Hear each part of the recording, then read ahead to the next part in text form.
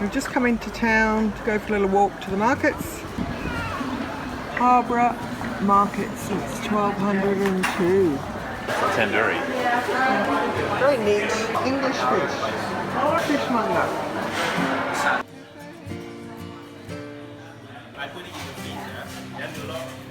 The earliest record of a market is from 1204 in a list of moneys owed to King John, and there has been a market on Tuesday since 1222.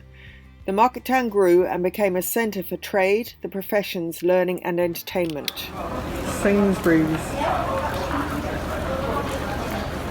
Welcome to Market Harborough.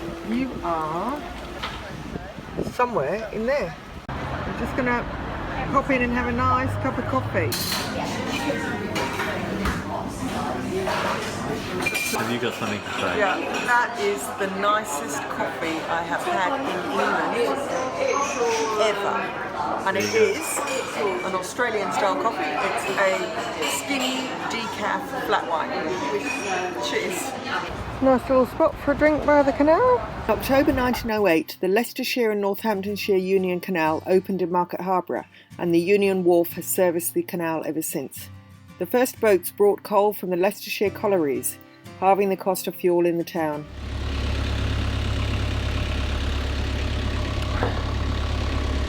Well, we've now had more than 24 hours in the same spot, so we decided to move on. Yeah, it's had a good look around Market Harborough, and went for another long walk today and checked the town out and did a bit more shopping. And I thought, yeah, we've seen Market Harborough. It's definitely time to move on. And we're gonna have a barbecue tonight. I don't like being moored up next to heaps of boats and smoking everyone out with my barbecue. So we thought we'd head a mile or two up the arm here and moor up and have a nice barbecue. So Market Harborough, what a magic place. It's heaps of history. The markets, well, yeah, there are markets there, but you wouldn't go to Market Harborough just to go to the indoor markets. A few good pubs, beautiful buildings, and yeah, good time. If you need to re-provision, all the shops are here. There's, watch where I'm going. There's a Lidl, an Aldi, a Sainsbury's, a Tesco, a Homebase. Everything's here. And the Wi-Fi is good. There's heaps of water points. There's lots of visitors moorings, and there's a marina if you like a marina. So all in all, yeah, really enjoyed the place. But heading back now up the arm, and we'll camp up and talk to you later. See ya. The canal's very pretty down this Market Harborough Arm. No one's for sale. Lots of fenders on this one. Lady Penelope. There's the skipper. Nice windows on this one. Old Union Canal Society. So are we stopping? We are. I just spotted this. I was cruising along the canal here and I saw this nice little spot. I thought, that's got our name written on it. So yeah, we're just going to reverse back and hook up for the night. Except when we're in the mud. Let's climb up on the mud a bit and we are here. See if I can get singing nettled. Oh, we just got these new chains. I don't know what they're called. Chains. Mooring chains. Chains with loops on the end. I've been learning so many boating words in the last few days. My head's exploding. I've been teaching Wendy sailing terms because there's a lot, everything on a yacht has got a name, so that there's no confusion on yachts with which line to grab, where it goes to, which winch it's on. If you know all the names of all the bits and pieces and know all the points of sail and know all the parts of a boat, then no one's ever confused. Wendy's getting there. She learned, what'd you learn today? Oh, I don't know. Bulwark. Yeah. And kingpin. Yeah. And fair lead. Yeah. And there's heaps. Yeah. Mizzen and Main. You'd learn what a yawl was compared to a ketch? Yeah. What's the difference? Oh, don't ask me right now.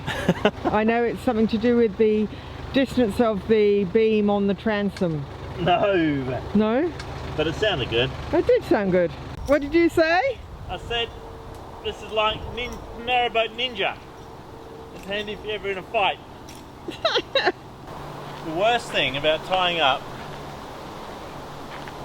just on the canal side, like this, are the stinging nettles. So what are you doing? I'm just mooring up for the night. Oh, lovely. Using our new fancy dancy chains.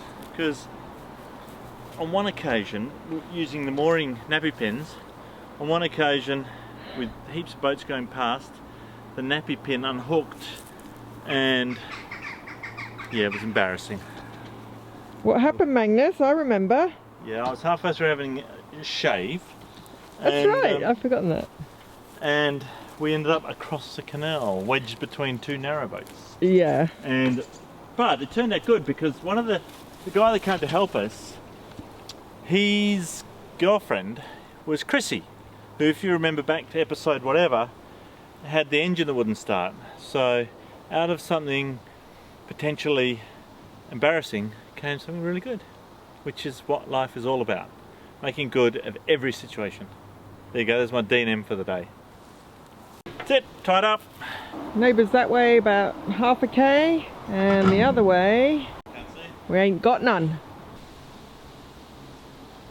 So most of the mooring spots you find along the canals, the good spots where you don't have to put pins in, have this arm coving, which is like a retaining wall for canals. And the quick and easy way is to use what's called a nappy pin, where you just drop this on. I'll give you a demo. Drop it on like that, right? Rope goes through, or rope goes through first. Drop it on, so it stays on, but sometimes we jiggle, it comes loose. Whereas using the new method that we've adopted, it can't come loose once you tighten your shackles up. So yeah, just a bit of useless information for the afternoon. Now I did say mooring pin. Some of you won't know what a mooring pin is. So a mooring pin it's a short one, it's a long one. That's for good dirt, that's for bad dirt. And you bash these in, hook your rope through, put a Sainsbury's bag on top because they're orange, and Bob's your auntie. What's that called, babe? You missed it. Well, I'll tell you what it's called then. What? That is called laying off the lines, because I just learned that. Why do you lay them off? On a boat, it's a pretty hazardous situation. Everything's moving all the time. People moving backwards and forwards. And you don't want ropes, lines, sheets, halyards, whatever, to have loose ends anywhere where people can trip. So you always lay them off, put them away, tuck them away, call them up, whatever you need to do, you put them away. So that was the instructional bit about lines, ropes, sheets, halyards, whatever you want to call them. Now here's a little quiz. There are two, don't Google this, you gotta know, there are two ropes on a boat. One of them is attached to the clanger of the ship's bell. I won't ring it because then it's my shout. So one of the two ropes on board is attached to the ship's bell. Where can you find the other rope? That's today's quiz. See ya. After I just said that, Wendy came up with a suggestion I'd never heard of before. So where would you find a rope on a boat, Wen? Well, you can find it on the soap. If you were born in the 60s or 70s. When we had soap on a rope. Soap on a rope. So thanks. So you can't use that one, that was Wendy. No, that's my answer.